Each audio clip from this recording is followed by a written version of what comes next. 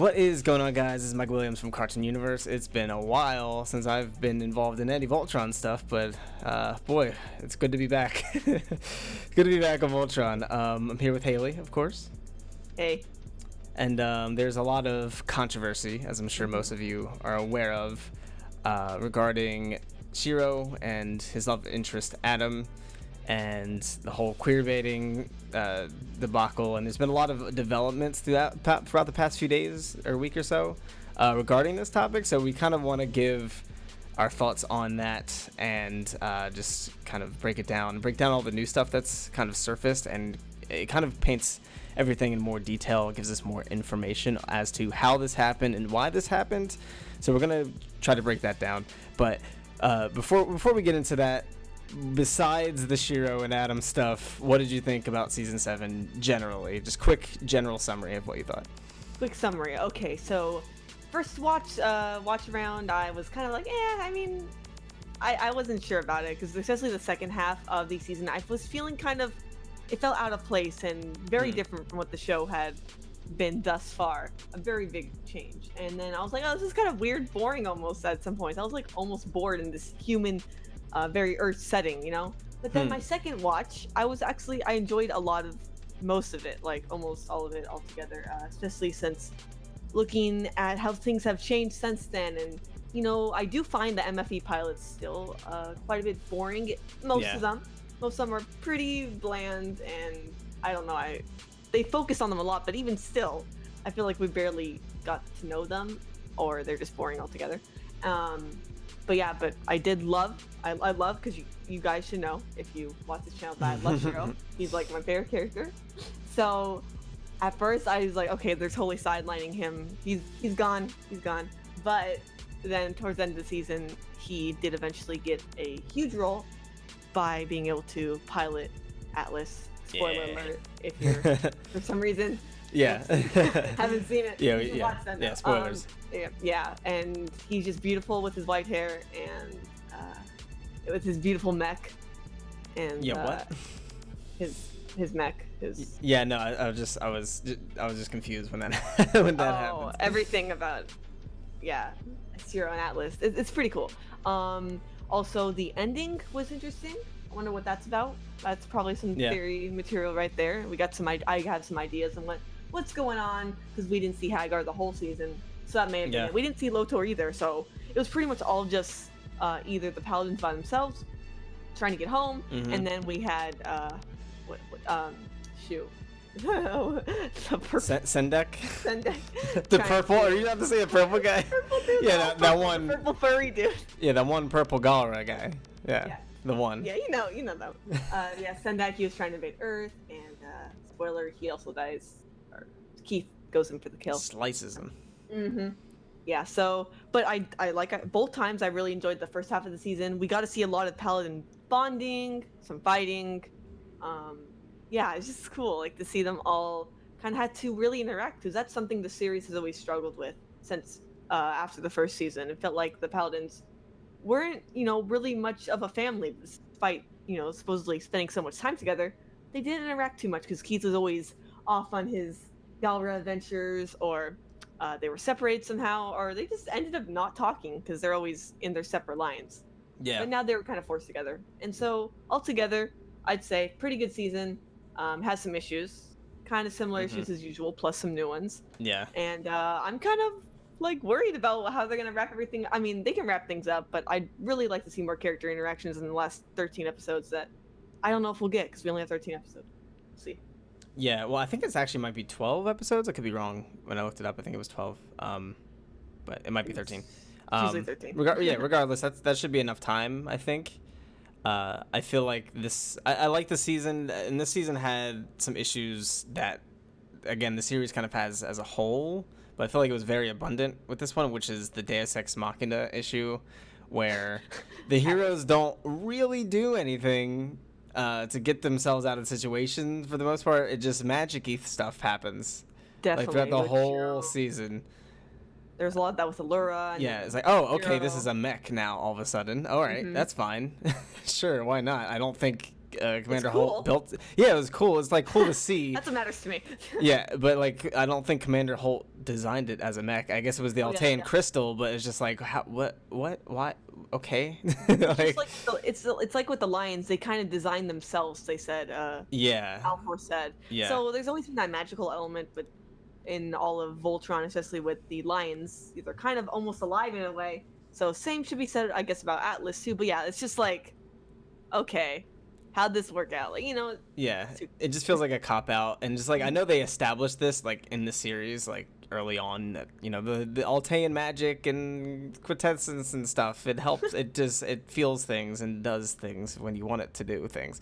But it just feels like a cop out because they did it so many times. And they kept writing themselves into corners that they couldn't write themselves out of, so they just kept happening. Like, oh, we're lost in space. Oh, the lions are here. Great. All right, that's fine. Everything's okay.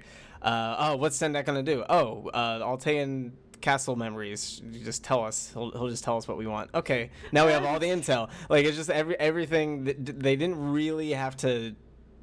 I won't say they didn't have to work for it, but a lot of the stuff that ended up their backs against the wall. We didn't get to really see any moments where their characters really shined or where there was some growth. It's just like, oh, my Bayard is glowing.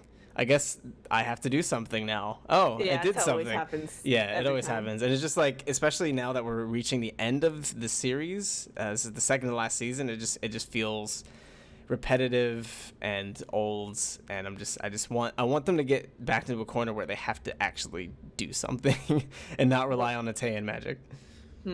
I don't know how they pull that off. Yeah, I don't know how specifically, but that was like my main issue throughout this season, and that's just an issue I have with the show generally. But it was just a lot this season. But other than that, I watched Voltron because I love the characters and the character interactions. They're great, and the action is fun to watch. It's refreshing to see a Western cartoon have some like really dope, crazy action that like gets me pumped to watch. So yeah, it still did that stuff very well. Yeah, it was good. I hope 13 episodes is enough. I hope they utilize the 13 episodes better, because we still have Hagar. We could assume Lotor's dead. Lotor's not coming back. That I'm not saying. I don't think that's necessarily going to happen, but they could do that, and it wouldn't be a plot hole. It wouldn't be a loose end at all, because he is presumed to be dead. So he could just be dead. And then they just had to deal with Hagar, and then it's like, okay, we're fine. But I would love to see Lotor in a mix. Lotor is one of my favorite characters, so I would love to see that for sure. But yeah, it was a solid season. Had some issues, but it's Voltron. It's fun to watch. So that's it. Yeah. You want to start talking about the controversy? Yeah, let's get into the juiciness here. Now that we're 8 minutes in. Would you like to summarize kind of? Yeah, so for those of you, I don't know how you're watching this video and you don't know what's going on, but basically Shiro and Adam were a thing. That was something that was unveiled at San Diego Comic-Con last month, that Shiro did indeed have a boyfriend, and there was a lot of marketing push for this. There's a lot of hype around this because it's a big deal. It's a really big deal for animation and just representation in general, and a lot of people were very excited about it. And then he got a couple minutes of screen time, if that. He got like a minute with Shiro in a flashback, and then he got around a minute in like a fighter jet where he unfortunately, that was shot down. It. Or at least, I mean, okay, there is some speculation maybe he's not completely dead because we didn't see it. It wasn't on screen. We didn't see it explode. His comm went off. Or we can assume he's gone though. Yeah, that man is dead. Okay, well, we'll see. But yeah, probably. Yeah, let's just go with he's dead for now until proven otherwise. Yeah, it was just really weak, and he seemed to serve no purpose, but that's kind of debatable. But the main issue I think people were pissed off about is because it was so hyped up, and they did nothing really with him for the most part, and it's a very touchy subject. A lot of people have been voicing their concerns online. Obviously, some people have not been handling it the best way, sending a lot of threats to like the voice actors and and people like that don't even necessarily are involved in the writing at all in the first place. So that's been kind of a problem. That's been kind of toxic. But the upset community, it makes sense that people are upset about this. So what were your like initial thoughts watching it the first time, completely blind? I'm assuming you got to that point by the time the controversy started blowing up. Yeah. Okay, so there was a review that pretty much Mm-hmm. kind of spoiled what would happen. Like if you it did. I mean, they like kind of blurred it out, like, but you could like hover over it. I'm not sure which review did it, Mm-hmm. but it kind of revealed that like, oh yeah, Shiro and Adam's relationship wasn't really touched upon because blah blah blah blah. And we could, if you could make any small leap in, what you were thinking, like you could like get to the point that it was trying to say that yeah, Adam kicked the bucket very soon, very quickly. I'm like, Right. oh, this ain't gonna end well with the fandom unless they somehow handle it really well. But of course, from what I heard in the review, from what I saw in the review, it seemed like they'd get no screen time, and unfortunately, that was the case. So I didn't Mm-hmm. go in completely blind, but yeah, I didn't think about how little screen time. I was so sad. I totally thought we'd get some interaction between those two, Yeah. because I'm really interested. Like at San Diego Comic Con, Lauren Montgomery, I think she explained, like, oh, they were flight partners for a couple years, and their bond grew over that time. I was like, oh, hopefully we get to learn about that a little bit. No, of course they just only Nope. explained it at Comic Con. Yeah.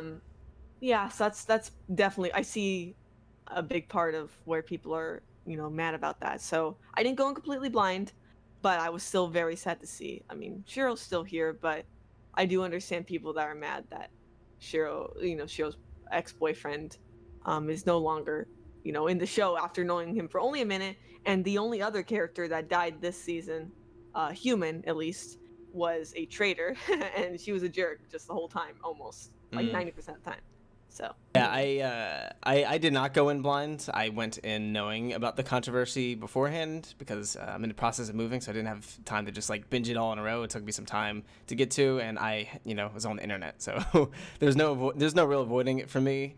But it was interesting to see what happened, because at first I didn't truly see it as queerbaiting, but then once I took a step back and saw the level of marketing that they did to promote Shiro and Adam specifically, then it's like, and then just to see that really lackluster, like where it's like, oh, I'm sorry, Adam, like, oh, okay, I guess he's just we're just not dealing with that. I think it was queerbaiting. Who's to blame for this? I don't know, because it's kind of complicated. So basically, the San Diego Comic-Con thing was the initial start of it. That was the initial big promotion of it, and it really blew up, and people were super hyped about that one thing. Like it was crazy. And then if you look on Netflix, a lot of their thumbnails, we'll leave them on the screen right now, but there are at least 4 thumbnails where Shiro and Adam are super, super prominent. And also one where Shiro's like with a rainbow, and it's not the Voltron rainbow because there's no purple and there's orange instead. So it's not a Voltron rainbow. It's like it's just a regular rainbow, obviously symbolizing LGBT. Very misleading marketing, because Adam did not play any type of significant role in this season at all whatsoever. So that's except to just die. Except to show that their first round of like sending humans out to fight the Galra because their tech was just not to their standards.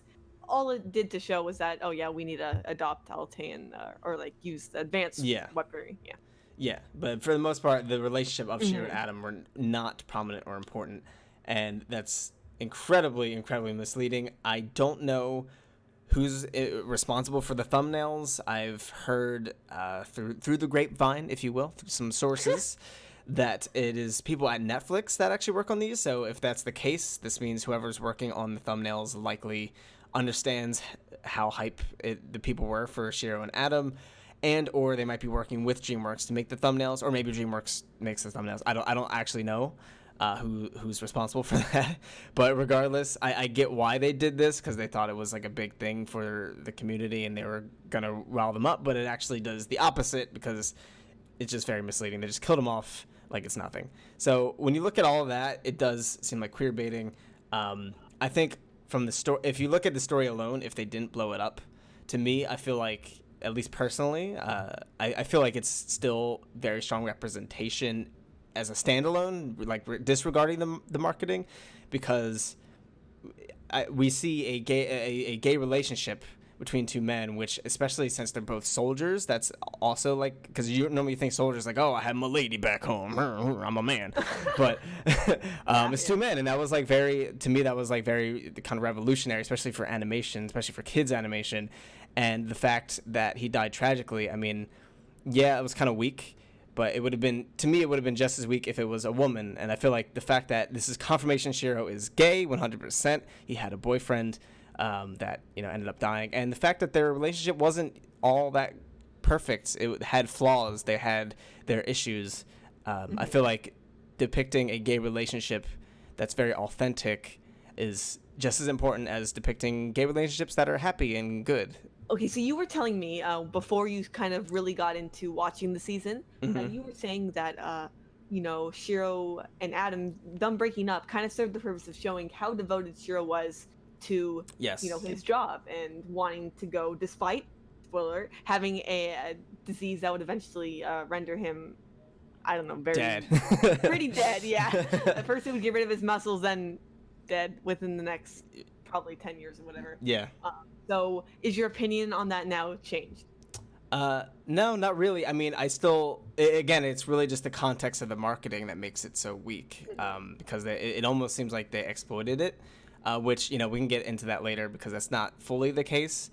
But it's at least from the perspective of the audience, it feels like they exploited this hype around Shiro being gay and having a relationship, and then didn't do that much with it. But I do still think Adam served a purpose, even though it's more of a small character thing.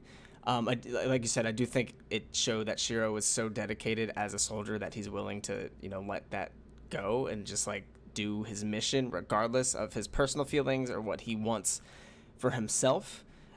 He put his health above, or he put the mission above his health. He put the mission above his relationship. So it really shows how dedicated he is for this. And it's interesting to know that Shiro had a love interest, and he lost his love interest. So that's surely going to affect him in some way, shape, or form. I'm assuming somewhere in the season, and it doesn't at all, to me, negate the fact that Shiro is still very much gay. The representation is still there. Could they do more with it? In theory, yes. But I guess we can get into the specifics as to why Shiro and Adam were not as prominent as initially planned. So, two things before we move on to that part. First off, I did make a video a couple days before the season was released, kind of talking about how awesome it was that we have, you know, Shiro, who's has, you know, he's Asian, has PTSD, is gay, and had a illness that would eventually, you know, render him, you know, dead. But, I'm sorry, I can't remember how to say it exactly, but he was the leader of Voltron still. So my video still stands, even though you know, there is some complications to that in his relationship with Adam, as shown in the series and as we have been talking about. But that's still there. So if you want to check that out, that video is still, you know, it's not totally wrong, that video still anymore, relevant. but yeah, it's still relevant enough. So check that out if you'd like. But second of all, Adam dying kind of plays into the trope that the creators were actually aware of, called bury your gays. So there's that. Not only Adam dying after only 2 minutes or less of screen time, but we also have another couple who happen to be Azor and Zethrid, who all of a sudden, after this big time jump, seem to have been gone kind of together. I mean, you know, it's been 3 years. Things can happen. But all of a sudden, they start really getting really close to each other, and even Zethrid calls Azor my girl, and so they're very much talking as if they're a couple. That kind of terminology and stuff. And then at the end of the episode, the ship they're in explodes. So yep. If that doesn't both, I mean, unless they're alive, but once again, there's always the optimistic part of me. I mean, they're evil, so it's kind of a bit different than with Adam. But still, It's like, okay, you just showed us this. They were in a relationship, whatever, and they're gone. And of course, they happen to be, you know, both girls. So what are you saying, that same-sex relationships can't be a thing in Voltron? Because now we have, you know, okay, I don't want to get people mad, but it looks like Allura and Lance might be happening. We have. I'm okay with that. Don't kill me. I'm okay with it. Yeah, see, I'm cool with that. it's been happening. Like, there's a lot of evidence for it across the seasons. Yeah. We have all of the, Paladin's parents, like, Pidge's parents, Hung's, Lance's, all those relationships, and then Matt randomly got a girlfriend. It looks like. I mean, we don't know what that's about. Did you notice that? No, I didn't pick that up. There's like one shot when he's coming out of the ship for the first time, coming on Earth. He's holding this alien's hand. Yeah. Who we saw before. We actually saw her before with Captain Olia, back in probably season 4 or whatever, season 5. I can't remember exactly when, but Right. yeah. So what are you saying? Like, what's up with this, Voltron? It's kind of sucks that they're doing that. Yeah, and then we got Aksha and Keith, which is hinted at. Oh, okay, we're gonna go into that. It just that is so. I don't know how to feel about that. If that happens, I'm gonna be kind of disappointed because that was very much out of nowhere. But at the same time, I guess I'll accept it because I love this show. Yeah, but, I don't. I don't understand that one of all the relationships. I'm like, okay. Yeah, it's just out of nowhere. It doesn't seem to serve a purpose, and even if they're trying to make it serve a purpose, it doesn't seem like there's any point. It's just because like Lance and Allura, I'm down with. That was established like from day one, basically. Mm-hmm. So I'm cool with that, and we've seen Lance. I feel like Lance grew. He matured a lot. He was kind of started off as the comedic relief, goofy guy, but he like really had some serious moments the last couple seasons. I feel like that have built his character and built his relationship with Allura more. So I'm okay with that. Is it perfect? Maybe not, but they're at least being subtle, like not subtle with it, but they're at least not like they're not kissing and stuff already. You know what I mean? Like they're building it up slowly, which I appreciate. By the end of the series, they'll probably get together, and I'm okay with it. It's believable. It makes sense. That's fine. Aksha and Keith. Like, where is that coming from? Is Aksha was she just attracted to Keith immediately for no reason and just like, okay, like she's just like, why? It's like, I mean, because Keith did save her from the Weblum in season 2, I believe, and sure, there's that, and then she saved his life sometimes, so they're on equal ground. But okay, guys, come on, just because she has a favorite Paladin doesn't mean you should go calling him boyfriend, girlfriend, in the show. Like, every small hint we get, it's like, okay, is that your girlfriend? Is that your boyfriend? Like, they've even done it in the very beginning with Pidge's photo with her brother. They tease it every opportunity they get, but then with Shiro and Adam, that's not mentioned ever. And then Ezra and Zethor, what the heck? Ezra and Zethor, they're gone now. So, looking at it in that lens, it is kind of complicated and kind of hard to justify, I'd say. Yeah, for sure. But then we have, which I would like to maybe call the business side, which I think you were going to talk about.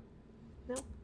Yeah, so we can kind of roll into that. So Joaquim Dos Santos tweeted recently, works on Voltron. Apparently, the creators and the writers were actually trying to push for Voltron to have more gay representation, specifically with Shiro and Adam, and they didn't actually get to do that as much. And this is mostly because of DreamWorks and basically their mentality of, this is a quote-unquote kids show for the most part, which is still a thing. I guess companies kind of look at it like, okay, this is a girls' cartoon, this is a boys' cartoon. And Voltron obviously has origins all the way back to the 80s, and I feel like a lot of that 80s mentality is kind of bleeding in for DreamWorks here, where, it's basically made to sell toys back in the day. Voltron was made specifically for toy sales, for boys, and that's it. Done deal, period. And I feel like there's still a lot of less progressive mindsets going on in the corporate side of things. But apparently from a creative standpoint, they really wanted to push for Shiro's gay representation, and they wanted to do more, but they weren't able to. It seems as though that from what he's saying in this tweet, we'll leave a link to the tweet in the description down below. There's a lot. It's a lot to read. Basically, he said that they were really excited. They wanted to push for Shiro's gayness, and they thought it was a big deal that they were able to do it at all in the first place, let alone actually pushing it, but just to actually have it in the show confirmed and be able to confirm it to the public and have this gay representation was a really big deal for the people that were creatively involved in the show, even though they weren't able to do it completely. So this seems like it's more of a company thing.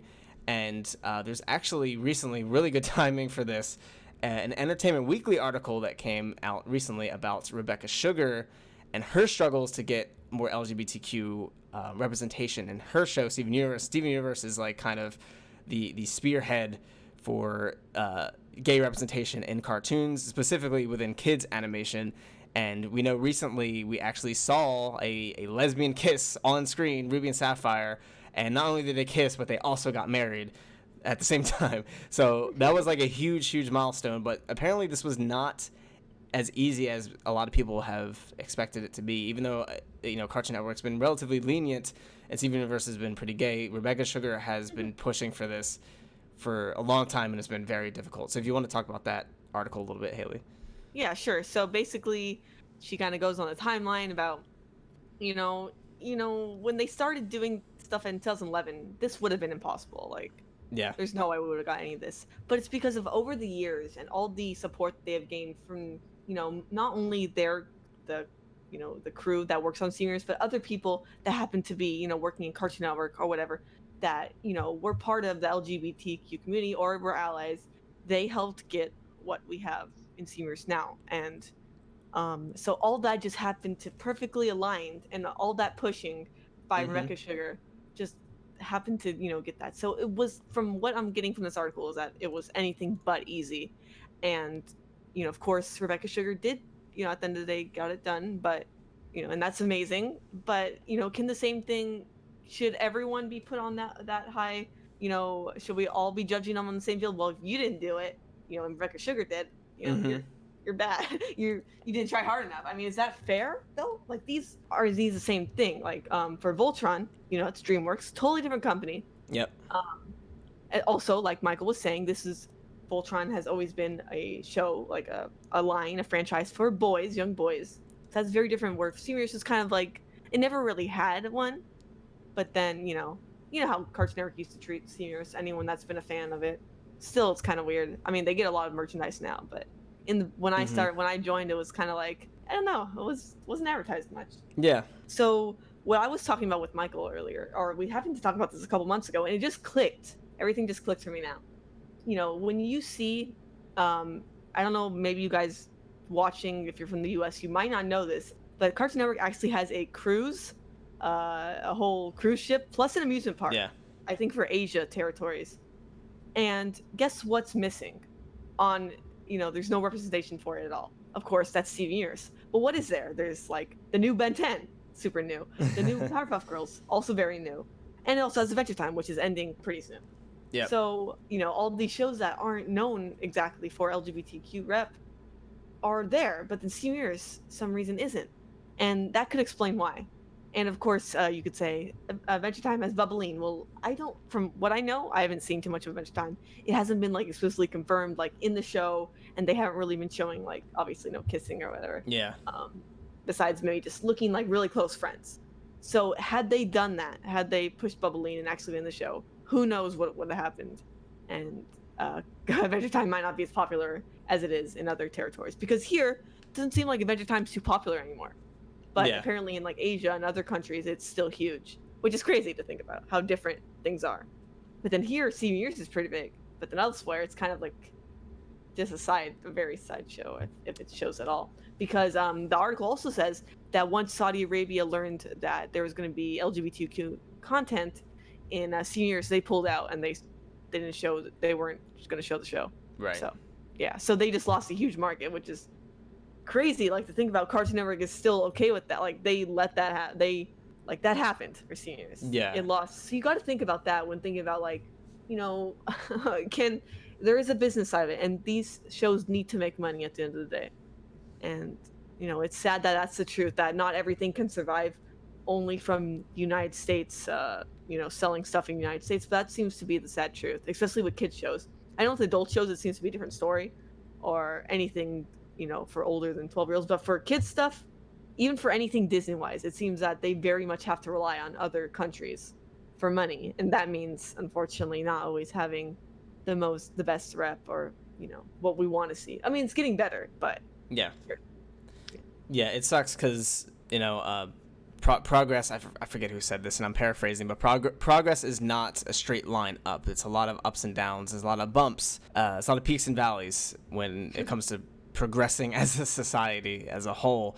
And it sucks because the creators wanted to do something really special and the company said no. And it's complicated. It's more complicated than, the company's homophobic, because you got to understand, if they lose too many markets overseas, America might be, loosening up to this, but overseas, if they lose too many markets, then that could cause them to lose money. And on the surface, that seems like, it's just a company, who cares if they lose money? But if they lose money, then it means there's no creators, there's no employees, that means there's no cartoons ever. So that means we don't get any type of representation, and that means we don't get to talk about this stuff and enjoy the things that we like. So there needs to be some sort of balance, and unfortunately, it's going to have to kind of be a slow burn, and we're getting there. We're making big strides, especially with Steven Universe, huge strides for LGBTQ representation. But I think the way to do this, honestly, is just to hit up these companies and just say, hey, this was kind of wrong. I wish you would do this. And it's, in DreamWorks case, hit up DreamWorks if you can figure out a way to hit up DreamWorks. Twitter, emails. Don't send them hate. Yeah. Don't send them hate, because that's not going to help. As angry as you may be, let them know that there's a market for this and the representation is here for this. And not just DreamWorks, but for all companies in general, that you want to see this more. And the more outcry there is, over time, it will build and it will make a difference. I hope that DreamWorks can look at this situation and kind of take note of it, because I hope they're not. And a lot of companies are apparently like this, still in their very backwards mentality, boys cartoon, girls cartoons, and even just making it just for kids. That's also a thing that I think they kind of fall into, where it's like a lot of adults, especially this day and age with the millennials, like there's a big adult market for animation that I feel like is being tapped into, but not truly fully realized in the way that I feel like a lot of us would like it to be at times. So I'm hoping DreamWorks takes note of this and improves a lot. And especially you guys in other countries, you have to make this known, because America, it might not be as big a deal. It's harder for other countries. They're not as open to this sort of thing, depending on the country. I mean, it's not that simple as just telling people. Yeah. That could be dangerous. Yeah, but, of course. I definitely, I hope it will get better over time. This Voltron is an example. Unfortunately, maybe it came out, maybe in a couple of years down the line, had they done a lot more, but we'll see how the show ends, if we'll get anything else in season 8. But who knows? Yeah, I feel like, I don't know, at the end of the day, their Shiro's still here. He's right there, and he better not die again. I don't think so. But he's still, I love him, and of course Adam had to be sacrificed for the cause. But so one last thing that I probably should have mentioned earlier, but it's also to note that they could, maybe this is a potential solution, kind of, for some of our worries, or it just makes people even more angry. But basically, on Netflix, if you click the English audio description option and you watch the scene with Shiro and Adam and their little conversation / breakup, you'll see that the wording is actually very different. As in, Shiro is now Adam's best friend instead of I don't know how they implied lovers. Implied love interest. Yeah, so it's a bit sad to see that they have, that's honestly, it's most likely the version that they would show in other countries more. Countries that would not want to see that at all. They don't want any of that with Shiro and Adam being together implied at all. So that's sad that has to happen. But maybe, it could be a way around it, I guess. Because, they did it. They still did it. So it's like, okay, they got rid of a lot of their relationship thing that they were supposed to do. But then even with that gone, we still have this other version that we can see. They didn't even hide it. It would be a way around it technically for America, but it still doesn't help the other countries' representation at all, because especially this is all they'll probably know for a lot of them. So this is just it's a slap in the face. Like I said, maybe season 8 will do something, but I doubt it. It's coming out pretty soon, so I don't know if we'll have time for that, but we'll see. Yeah, we'll see. But just know that the creators of Voltron are with you. Like they're trying, they're really trying their best, and understand that Rebecca Sugar and the Crewniverse are able to do what they did, but Cartoon Network and DreamWorks are not the same company. They're not even owned by the same company. So hopefully DreamWorks will take note of this and realize that there's a different market that they're not paying attention to as much as they could. So yeah, any final thoughts, Hailey? I still like Voltron, and I understand if some of you want to leave the fandom because of this. But just know at the end of the day, there's a lot more to Voltron. I'd say, like robots and aliens. That's also pretty cool if you're into that stuff. But I also understand if you don't want to be part of this fandom, because this fandom is pretty crazy. Yeah. Or you can just kind of distance yourself in it and enjoy season 8 when it comes out sometime this year. But yeah, I'm definitely gonna watch it still. Maybe I'll make a video on it, theory or anything, or my reaction to season 8. We'll see. There isn't too many theories I have in mind, but there might be something. So, we'll see. Yeah, for sure. Yeah, there's so much to Voltron, and it's not all about the romance, not all about the ships and all that stuff. Well, I mean, I guess there's a lot of ships in it, literally. Yes. Spaceships.